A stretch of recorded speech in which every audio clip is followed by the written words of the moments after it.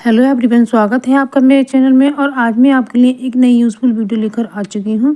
आप मेरे चैनल पर नए हैं तो मेरे चैनल को सब्सक्राइब कीजिएगा और मेरी वीडियो पसंद आने पर उसे लाइक शेयर कमेंट कीजिएगा। तो फ्रेंड्स, मैंने कुछ ऐसे टिप्स साझा किए हैं जो हमारे काफ़ी काम आते हैं। तो अब इसे वीडियो को पूरा देखिएगा। तो सबसे पहले मैंने सूजी को भिगोया है। आप मट्ठा भी ले सकते हैं या दही भी ले सकते हैं इसे भिगोने के लिए। और वो भी ना हो तो इसमें दूध ले सकते हैं। तो मैंने दूध में ही सूजी को भिगोया है और इसमें लाल मिर्च और नमक ऐड किया है। तो अब मैं शिमला मिर्च ले रही हूँ। तो मैंने शिमला मिर्च को चॉप किया है। और हमें एक बात ध्यान रखनी है, तो जो शिमला मिर्च के बीज होते हैं उन्हें हमें बिल्कुल भी यूज़ नहीं करना है, क्योंकि ये पेट में गैस बना सकते हैं और आपका पेट ख़राब कर सकते हैं। इसलिए इन बीजों को हमें सबसे अलग निकाल देना है। और जो अगर लगे हुए रह जाएं तो उन्हें भी हमें झाड़ कर निकाल देना है। तो इस तरीके से बस हम इन्हें चॉप कर लेते हैं। हमें इन्हें बारीक बारीक ही चॉप करना है। तो बस इस तरीके से आप करके जल्दी जल्दी से इस तरह से काट सकती हैं। याद रहे, आपको चाकू जो लेना है वो धारी वाला ही लेना है, उसी से जल्दी जल्दी इस तरह से चॉप होता है। मैंने स्लेब पर किया है। आप चाहें तो चॉपिंग बोर्ड या खाना बनाने वाला जो चकला होता है वो भी ले सकते हैं। तो मैंने अब प्याज को चॉप किया है। तो पीछे से काट कर हमें बीच से काट लेना है। इसे जल्दी से कट जाता है और छिलका भी मोटा सा जल्दी से उतर आता है। बस इसके बाद हमें इस प्याज को इस तरह से चॉप करने के बाद बस इसे हमें इस तरीके से काट लेना है। तो ये काफ़ी जल्दी से कट जाता है। जब आपको जल्दी करना होता है, जब सुबह का समय होता है, उस समय बहुत कम टाइम होता है हमारे पास, तो इस तरीके से जल्दी जल्दी इस तरह से चॉप किया जा सकता है। और हमने ये सूजी के अंदर शिमला मिर्च और कटी हुई प्याज को ऐड किया है और इसके अंदर हम हरी मिर्ची भी डाल सकते हैं। और बस इसे अच्छी तरह से मिक्स करने के बाद अब हम तवे पर ऑयल लगा लेते हैं। तो सबसे पहले जो हमें चीला बनाना है वो छोटा सा ही बना लेना है, क्योंकि जब हम छोटा चीला बनाते हैं तो वो तवे पर चिपकता बिल्कुल भी नहीं है। तो इस तरीके से हमारा चीला चिपकेगा नहीं। और बस इसके चारों तरफ हम रिफाइंड ऑयल ऐड कर देते हैं। तो बस हमने इसके चारों तरफ रिफाइंड डाल दिया है, या आप तेल या देसी घी भी डाल सकते हैं। तो बस मैंने इस तरीके से इसे अब पलटने के बाद दोबारा और ऑयल लगाया है। बस इस तरीके से आप सेकते जाएंगे। ये बहुत ही अच्छा नाश्ता है और बहुत जल्दी से बनकर तैयार हो जाता है। तो हमने एक प्लेट ली है। अब ये हमारा अगला टिप्स है। तो इसमें हमने स्टैंड को रखा है, उसके ऊपर चीला रखा है। तो ये चीला जो है, इसमें जो भाप निकलेगी उससे बिल्कुल भी गलेगा नहीं और सूख जाएगा।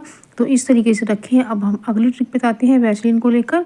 तो विंटर सीजन आ गया है और इसमें हमारी जो त्वचा है वो नमी खोने लगी है। तो हमें लेना है थोड़ा सा चम्मच में वैसलीन और एक प्लेट में हमें निकाल लेना है। और इसमें हम ऐड करेंगे थोड़ा सा दूध और इसमें हमने थोड़ा सा बेकिंग पाउडर ऐड किया है। यदि आप चाहें तो इसमें एक चम्मच बेसन भी लिया जा सकता है। तो इस तरह से हमें इसका एक बैग बना लेना है। और इसको हम, यदि आपको ज़्यादा ज़रूरत हो तो आप ज़्यादा भी ले सकते हैं। तो इस तरीके से जो हमारे हाथ ये नमी खोने लगी है, तो चाहे रूखे रूखे हो गए हैं, तो फटे हुए से भी हो गए हैं, तो इनके लिए हमें इस तरह से इसे अच्छे से मिक्स करना है।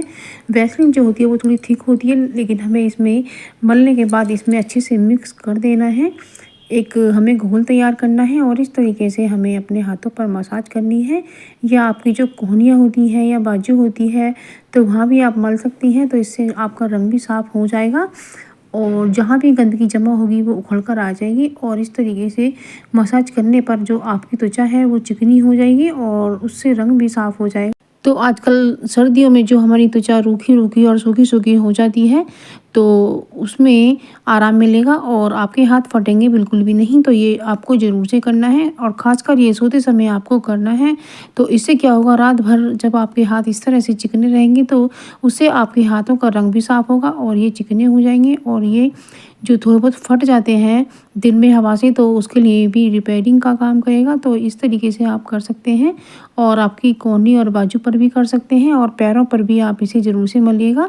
तो जो एड़ी होती हैं वो भी जो फट जाती हैं वो भी नहीं फटेंगी और वो भी आपकी एड़ियाँ भी अच्छे से चिकनी बनी रहेंगी। और जब ज़्यादा सर्दी आ जाती है तो एड़ियों पर लगाने के बाद आप मोजा भी पहन सकते हैं।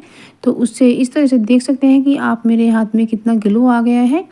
तो इस तरह से आप मसाज करने के बाद अपने हाथों को इस तरह से फटने से बचा सकते हैं। ये बहुत ही यूज़फुल ट्रिक है, आपको ज़रूर पसंद आएगी।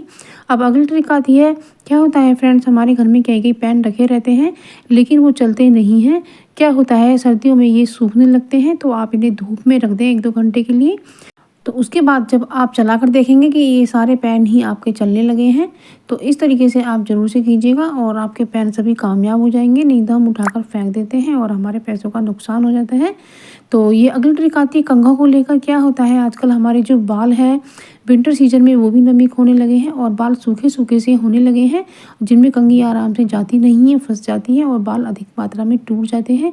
तो इस तरह से आप अपनी कंघी पर थोड़ा सा वैसलीन लगा सकते हैं ताकि कंघी अच्छे से आपके बालों में फिसल सके और वो निकल सके। तो इससे आपके बाल टूटेंगे बिल्कुल नहीं। आपको सबसे पहले इस कंघी से काटना है जो बड़े वाली आती है, और उसके बाद हमें इस कंघी से काटना है। तो उसके बाद हमारे बाल सुरक्षित रहेंगे, टूटेंगे नहीं, काफ़ी मात्रा में बच जाते हैं।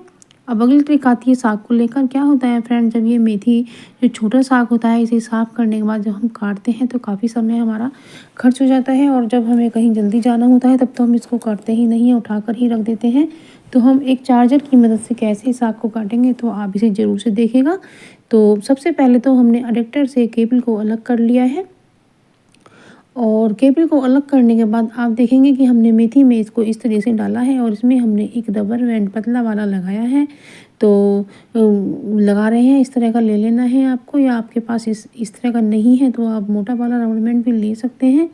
और इस तरह से लगाने के बाद, इस तरह से करने के बाद आप इसे टाइट कर सकते हैं, जितने आप चाहें उतने टाइट कर सकते हैं, या खोलना चाहें तो खोल भी सकते हैं। तो बस इस तरीके से अब जो हमारा हाथ है वो इसे पकड़ने के लिए बंधा नहीं रहेगा। तो इसे आप आराम से कर सकते हैं। इसे हमने कसकर पकड़ लिया है, तो जो हमारे हाथ में चोट लग जाती है तो वो भी नहीं लगेगी। तो इस तरीके से हमें धारी वाला चाकू लेना है, क्योंकि बिना धारी के चाकू से नहीं कटा है। और इस तरह से सबसे पहले तो हमें इसकी जड़ों को निकाल लेना है, और उसके बाद हमें थोड़ा थोड़ा सा देख लेना है कुछ है तो नहीं, और उसके बाद बस हमें कट करते जाना है। और ये जो केबल है इसे थोड़ा ऊपर कर लेना है। तो इस तरीके से हम हाथ से कर पाएंगे। और फिर इससे हमें एक फ़ायदा होगा, जो हमारे यहाँ पर चोट लग जाती है वो भी नहीं लगेगी। क्या होता है कभी कभी हम कितना भी अच्छे करने वाले हों तो हमारे यहाँ कट लग जाता है, तो उससे भी बचा जा सकता है। और बहुत ही तेज़ी के साथ आप साग को कट कर सकते हैं, जैसा कि आप वीडियो में देख पा रहे हैं। और इस तरह से ये बारीक बारीक छोटा छोटा साग बड़े ही आसानी से कटता जा रहा है, और इस तरह से आप काफ़ी सारा साग मिनटों में काट सकते हैं। तो आप देख सकते हैं कि मैंने ये साग कितनी जल्दी से काट लिया है, तो इसलिए आपके समय की बचत होने वाली है और आपका काम भी मिनटों में हो जाएगा। तो फ्रेंड्स, यदि आपको ये वीडियो पसंद आई हो तो आप इसे अपने फैमिली फ्रेंड में ज़रूर से शेयर कीजिएगा, और ये वीडियो पसंद आने पर लाइक शेयर कमेंट ज़रूर से कीजिएगा। और यदि चैनल पर नए हैं तो मेरे चैनल को सब्सक्राइब जरूर से कीजिएगा, ताकि आगे आने वाली हर वीडियोस का अपडेट्स आपके मोबाइल पर पहुंच सके। तो फ्रेंड्स, मिलते हैं एक नई वीडियो में, तब तक के लिए थैंक यू फॉर वॉचिंग। आप मेरी वीडियो देखते रहिएगा। तो फ्रेंड्स, मैं फिर हाजिर होती हूँ कुछ टिप्स एंड ट्रिक्स के साथ में।